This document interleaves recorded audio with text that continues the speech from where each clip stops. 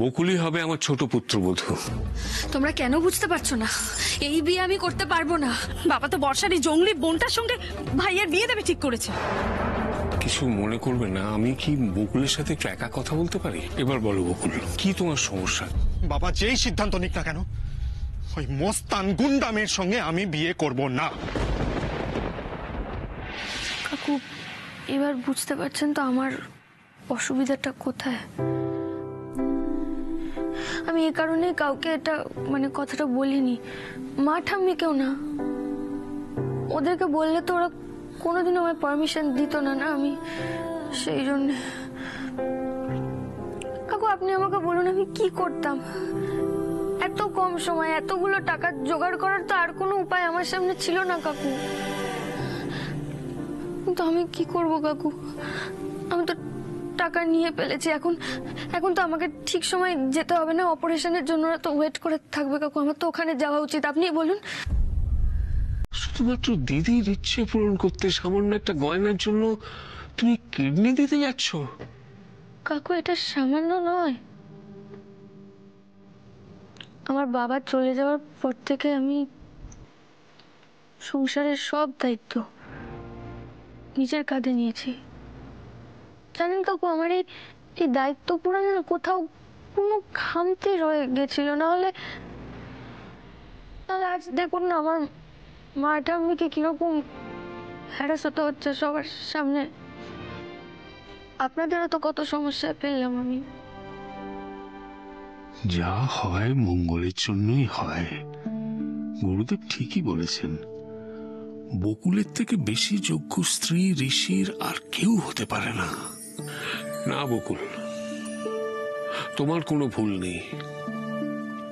যে তোমার বিশ্বাসে তোমার ভালোবাসার দাম দেয়নি, ভুলটা তার। কিন্তু বকুল, তুমি এত ভালো খেলো, এই কিডনি দিলে তুমি তো তোমার তো সে খেলা বন্ধ করে দিতে হবে। জানি কাকু, কিন্তু আর আফসোস করে কি হবে? না না, শুধু তাই নয়, এর জন্য তুমি নর্মাল লাইফও লিড করতে পারবে না। এত অল্প বয়স তোমার। কাকু জানেন, তখন না আমি এত কিছু ভাবার সময়ই পাইনি। আমার পরিবারের জন্য যেটা আমার ঠিক বলে মনে হয়েছে আমি সেটাই করেছি, আর আমি সেটা সব সময় করব, সে যে উপায়ই হোক না কেন। দেখো, তুমি তোমার পরিবারের খুশির জন্য, পরিবারের ভালোর জন্য যদি এতই চিন্তা করো, তাহলে এটা নিশ্চয়ই বুঝতে পারছো যে আজ বিয়েতে আপত্তি করলে তোমার পরিবারেরও ভালো হবে না, আমার পরিবারেরও ভালো হবে না। কিন্তু কাকু, যেই মানুষটা হসপিটালের বেডে শুয়ে অপেক্ষা করছে আমার জন্য, কখন আমি গিয়ে তাকে আমার কিডনিটা দেব? তাহলে সে তার জীবনের আরো কটা বছর বাঁচতে পারবে। তার কি হবে কাকু? আচ্ছা, তোমার এই কিডনির সমস্যাটা যদি আমি সমাধান করে দিই, তাহলে তোমার এই বিয়েতে আপত্তি নেই তো?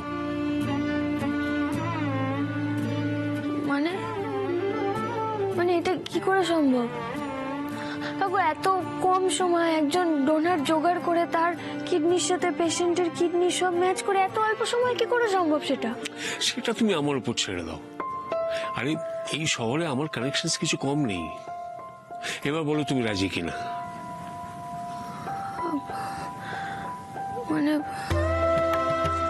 কাকু আমি কখনো আমার বিয়ের কথা তো ভাবিনি সেইভাবে। আর আমি বিয়ে করে চলে গেলে আমার মা ঠাম্মির কি হবে কাকু?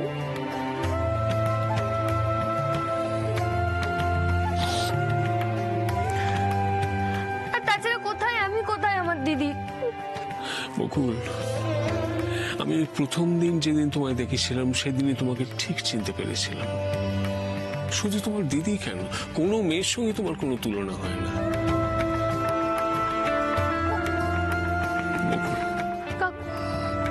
আমি আমার ছোট ছেলে ঋষির সঙ্গে তোমার বিয়ে দিতে চাই। তোমার মনে হতে পারে যে আমি আমি আমি স্বার্থপরের মতো দাবি করছি, কিন্তু আমি তোমায় এটা বলতে পারি বকুল, তুমি যদি রায়বাড়ির ছোট বউ হিসেবে আসো, তাহলে আমাদের দুই পরিবারই সুখী হবে। শুধু একটা কথা তোমায় দিতে হবে, একটা বছর তোমাকে ঋষির ছায়া হয়ে থাকতে হবে। বকুল, আমি আমার ছেলের জীবনটা তোমার হাতে তুলে দিয়ে নিশ্চিন্ত হতে চাই।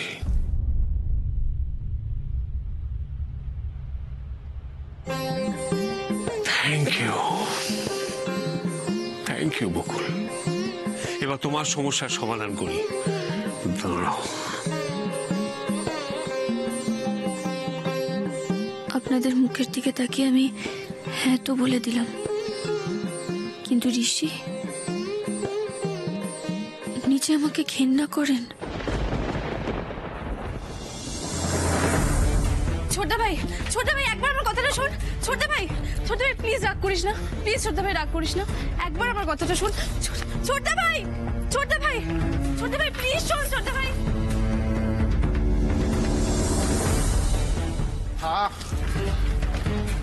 দেখেছো তোমরা আমার ভাইয়ের এই অবস্থাটা? আর এই সব কিছুর জন্য দায়ী ওই মেয়েটা। বাবা আগে যদি আমার কথাটা শুনতো তাহলে আজকে দিনটা দেখতে হতো না আমাদের। হ্যাঁ রোশনি, এরকম ভেঙে পড়ো না। কি করবে বলো তো? হ্যাঁ, আমরা তো আমাদের দিক দিয়ে পুরো চেষ্টা করেছি। এবার বাবারই যদি আমাদের উপর ভরসা না থাকে তাহলে। আমি কি তোর কাছে কখনো কিছু লুকিয়েছি বল? তুই বিশ্বাস কর, আমাকে গাড়ি চাবিটা দিতে বারণ করেছিল, আমি সেই জন্য তোকে দিইনি। তোর কথা বলা শেষ হয়েছে? হয়েছে শেষ? এবার যা, আর আমার পেছন পেছন একদম আসবি না।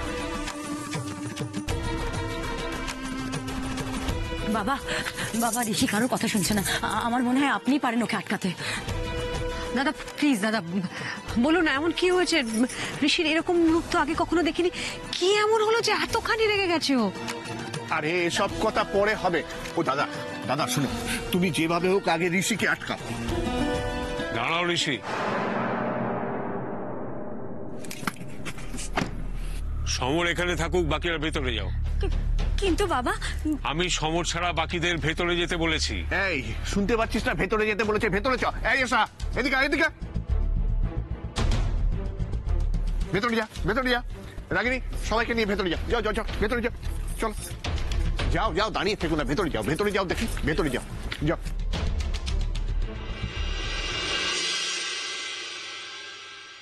ঋষি এদিকে তাকাও, আমার দিকে তাকিয়ে কথা বলো। তাকাও।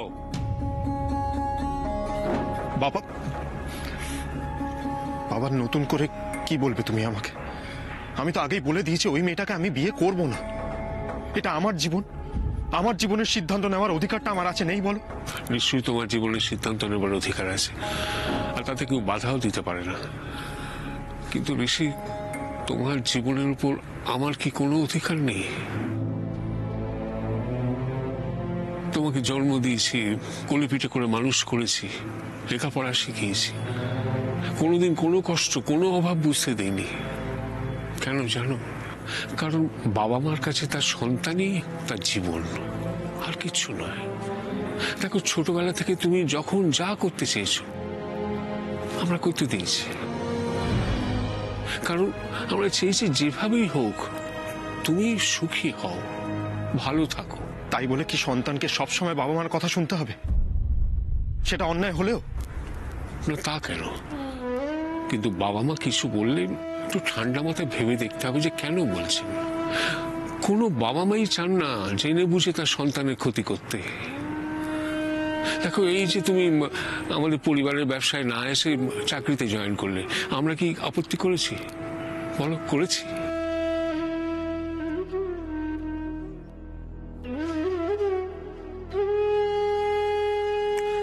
আমি তোমার উপর জোর করে কিছু চাপিয়ে দিচ্ছি না ঋষি। তোমার বুদ্ধি বিবেচনার উপর আমার আস্থা আছে, আর এও জানি যে আমার উপরও তোমার বিশ্বাস আছে। আর সেই বিশ্বাসের ভরসা থেকেই বলছি, আজ আমি এখানে আমার ছেলের বিয়ে দিতে এসেছি, আর ছেলের মাকে কথা দিয়েছি যে ছেলে আর তার বউকে নিয়ে আমি বাড়ি ফিরবো। বাবা, আমি ওই এক্ষুনি তোমায় কিছু বলতে হবে না, তুমি ভেবে দেখো, ঠান্ডা মাথায় ভাবো, তারপর যা ভালো বুঝো করো। আমি জানি ঋষি যে বকুলকে স্ত্রী হিসেবে তোমার পছন্দ নয়, কারণ এই কদিনই তুমি বর্ষাকে ভালোবেসে ফেলেছো। এখন অন্য কাউকে অ্যাকসেপ্ট করাটা কঠিন, আমি জানি। কিন্তু তুমিও জানো কেন আমি তোমাকে এই বিয়েটা করতে বলছি। কারণ এতে তোমার মঙ্গল, আর তোমার মঙ্গলেই আমাদের মঙ্গল। তারপরেও বলছি যে আমি জোর করছি না, তুমি ভেবে দেখো।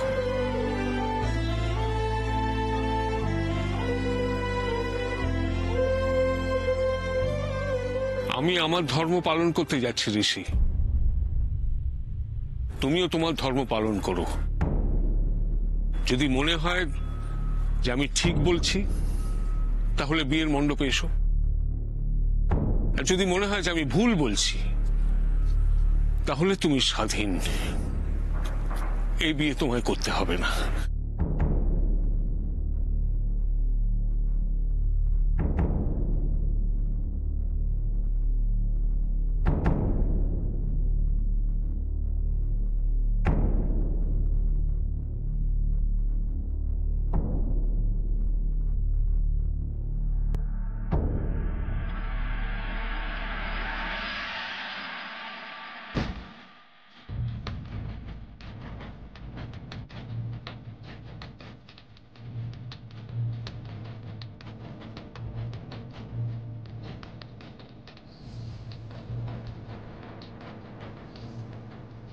জেনে বুঝে নয় বাবা, নিজের অজান্তেই যে তুমি কত বড় ভুল করতে চলেছ সেটা তুমি নিজেই জানো না।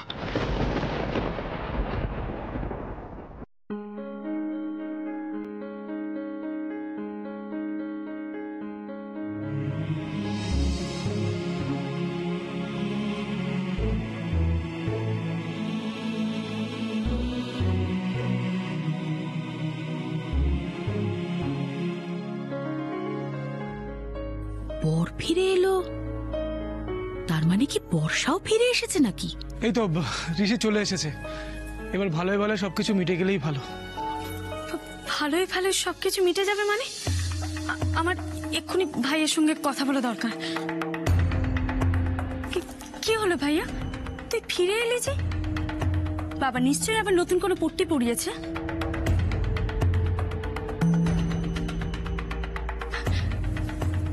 আশ্চর্য তো, তুই চুপ করে আছিস কেন? বলবে তো কিছু। কি বলবো? বাবা কি বললো সেটুকু অন্তত বল। বুঝেছি, বাবা বলেছে যে ওই জঙ্গলি গাঁয়া মেয়েটাকে তোকে বিয়ে করতে হবে, তাই তো? ভাইয়া ভাইয়া এখনো সময় আছে, তুই বাবাকে বারণ করে দে। তুই বল যে তুই মেয়েটাকে বিয়ে করবি না। আর এই মেয়েটার থেকে তো আমার ননদ 1000 গুণে ভালো। তুই তো দেখেছিস দিদিকে, কি ভালো মেয়ে বল। কোথায় ও আর কোথায় বর্ষার ছোট বোন। আমি তো বর্ষার সঙ্গে বিয়ে দিতেও বারণ করেছিলাম, কেউ শুনলো আমার কথা? ভাইয়া ভাইয়া তুই জাস্ট একবার হ্যাঁ বল, তোর জামাইবাবু গিয়ে ওর বোনকে এক্ষুনি গিয়ে নিয়ে চলে আসবে। তুই শক্ত হলেই বাবা কিন্তু কিচ্ছু করতে পারবে না। তুই আমার কথাটা শুনে। দি ভাই চুপ করবি তুই? আমার ভালো লাগছে না, আমি এখন কোনো কথা বলতে পারবো না। প্লিজ আমাকে একা থাকতে দে।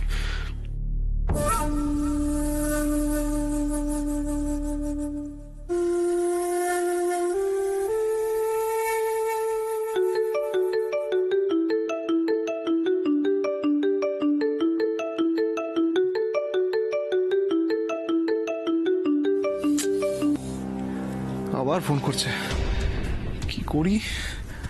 ফোন ধরলে তো একগাদা প্রশ্ন করবে, কি বলবো? হ্যাঁ ঋষি, কতক্ষণে আসছিস তুই? আরে আমি তো এখানে একটু ফেসে রয়েছি, তোকে দীপ তো সব বলেছে বোধহয়। শোন না, আমি দেখছি যত তাড়াতাড়ি সম্ভব ওখানে যাওয়া যায়। না কুণাল, তোকে এক্ষুনি আসতে হবে। তুই বোঝার চেষ্টা কর, তোর আশার উপর কিন্তু আমার জীবন মরণ নির্ভর করে আছে। তুই এক্ষুনি ওখান থেকে বেরো, আমি তোর কোনো কথা শুনবো না, এক্ষুনি আয় তুই। আচ্ছা ঠিক আছে, আমি চেষ্টা করছি 1/2 ঘন্টার মধ্যে ওখানে পৌঁছে যাওয়ার, ঠিক আছে? ঠিক আছে।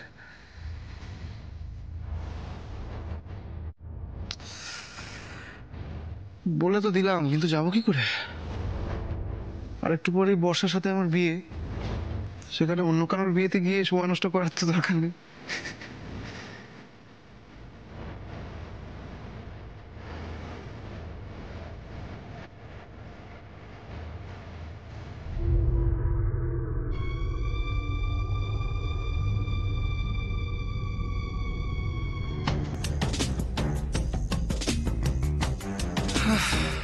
সুইচ অফ করাই ভালো, এরপর যত খুশি চেষ্টা করুক আর পাবে না আমাকে।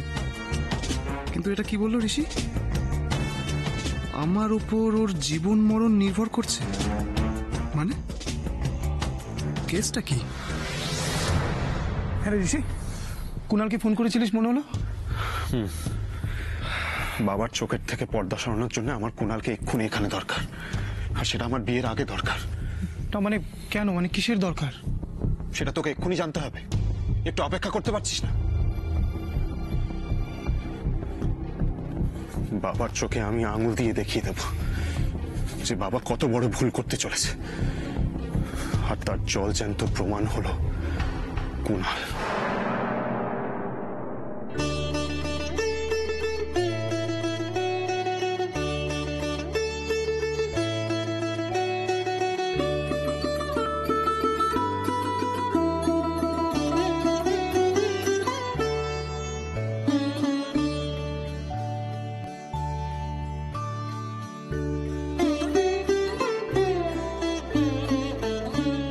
বাহ, ভারী মিষ্টি দেখাচ্ছে, দেখেছেন?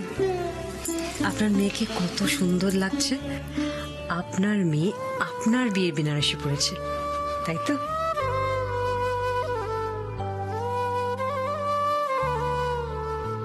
মায়ের বিয়ের বেনারসি পরে বিয়ে করছো, তুমি খুব ভাগ্যবতী। আমি যা করছি ঠিক করছি তো?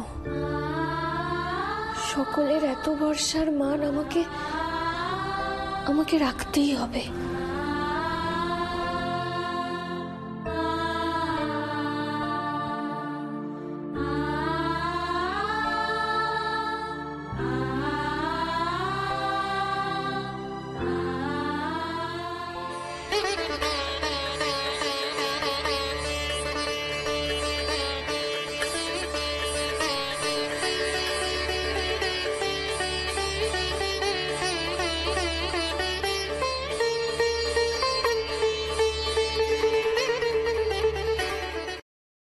পুরোহিত মশাই, বিয়ের আয়োজন শুরু করুন। কি গো, বিয়ে হচ্ছে তাহলে? হ্যাঁ, তাই তো মনে হচ্ছে। তোমার জীবনের উপর আমার কি কোনো অধিকার নেই? আজ আমি এখানে আমার ছেলের বিয়ে দিতে এসেছি, আর ছেলের মাকে কথা দিয়েছি যে ছেলে আর তার বউকে নিয়ে আমি বাড়ি ফিরব।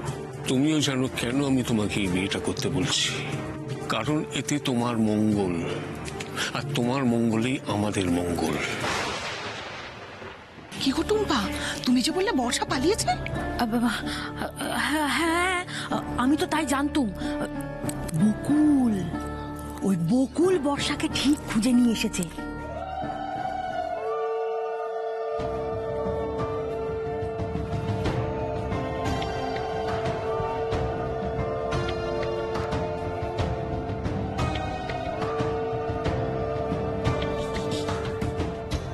বাবা, তোমার মান রাখার জন্য আমি এখানে দাঁড়িয়ে আছি, কিন্তু তুমি যে ভুল করছো সেটা আমি এক্ষুনি প্রমাণ করে দেব।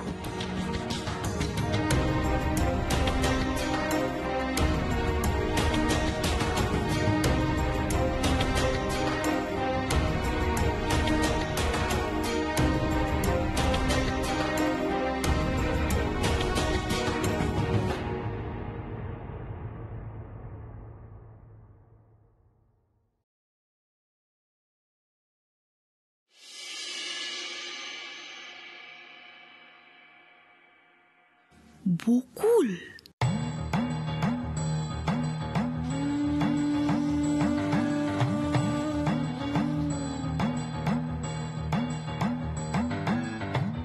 এ বর্ষার বোন, এর সাথে বিয়ে হচ্ছে ঋষির? সর্বনাশ। এই ছোটদা ভাই, বউয়ের দিকে তাকা না, নতুন বৌদির সাথে শুভ দৃষ্টিটা হোক। কিরে, টাকা এত লজ্জা পাচ্ছিস কেন? আরে সবাই এত চুপচাপ কেন? এ কি হইচই হোক, এ কি? নে নে নে টাকা।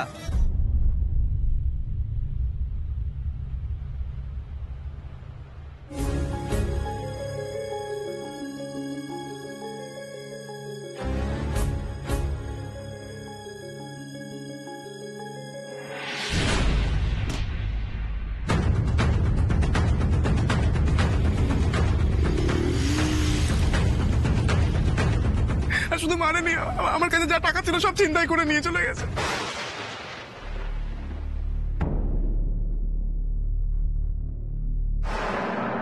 বিয়েটা বন্ধ করো বাবা।